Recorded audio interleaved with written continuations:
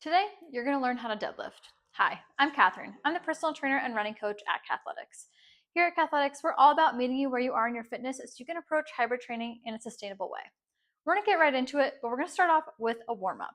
To warm up, we're going to go through 3 different moves that I like to do before my deadlifts. So first things first, we're going to come down to the ground and we're going to get into cat-cow. So hands right underneath the shoulders, hips are right over the knees. We're going to curve the spine up and then we're going to drop down. We'll do about 6 to 8 reps of these. Then from there, you're going to turn onto your back. We're going to get into some dead bugs. So you can just do your standard dead bug here. Core stays nice and strong. We're going to reach out opposite limbs. Rather, that wasn't opposite. We're going to reach out opposite limbs, bring it back in, try to keep that low back in contact with the ground. And we'll just go for about, again, 6 to 8 on each side. Now that we have your back moving and your core engaged, we're going to get into some hip airplanes. You're going to want to hold on to a post for this. You're going to keep one leg planted. We'll hinge down first, open up at the hip, close at the hip, so internal rotation here, and then go back to stand.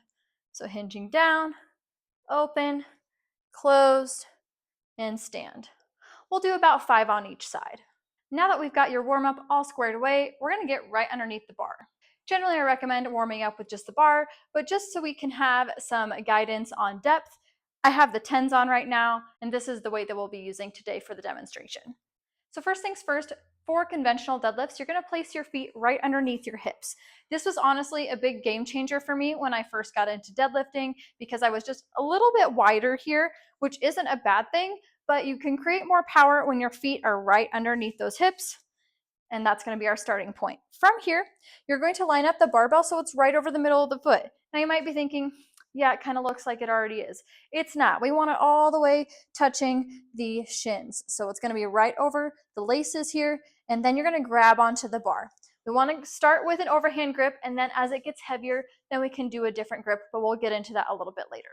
So once the bar is touching your shins, you're going to grab on either side. You're just going to want to think of your arms as being chains. So they're just going to grab probably right where the knurling starts.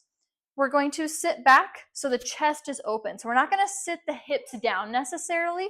We're just going to come back so the chest is open. And then if you look down, you're going to notice that your forearm and your knee are going to be right in alignment here. So it's not going to be too far back. So this is going to be more squatty. You'll notice that my knee is now in front of my forearm, or we're going to be too far forward where my hips are really far up, and then now my forearms are in front of my knees. So we want them to be nice and flush, barbells touching the shins, and we're just going to stand right up.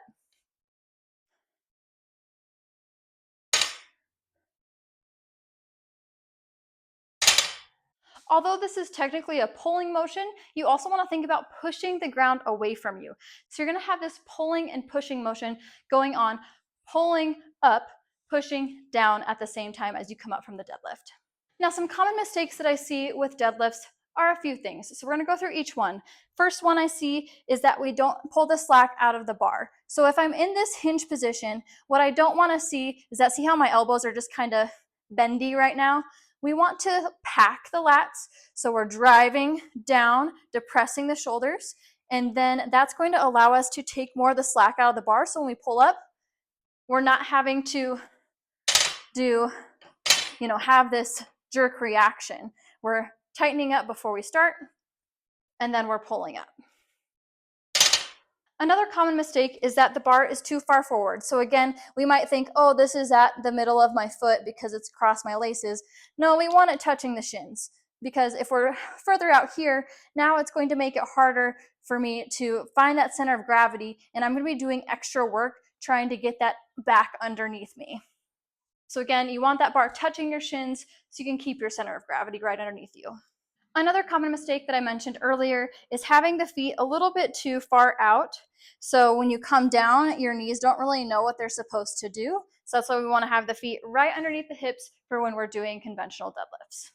Another common mistake is that the hips come up before the rest of your body. So if we're in that hinge position and then the hips shoot up and then we end up pulling up with your back, which your back is engaged. It is a stabilizer in this exercise, but to avoid that, we want to come down and we want to, again, pack the lats, Get the bar nice and tight to your body and think about pushing the floor away from you as you're pulling up.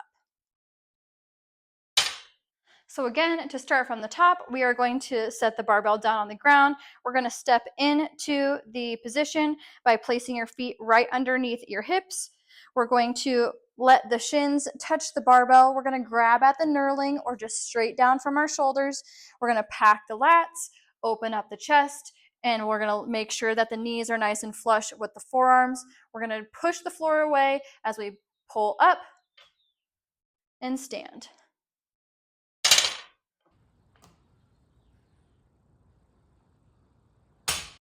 If you have any questions, please leave them in the comments below. Otherwise, be sure to like, subscribe, and then we'll see you in the next one.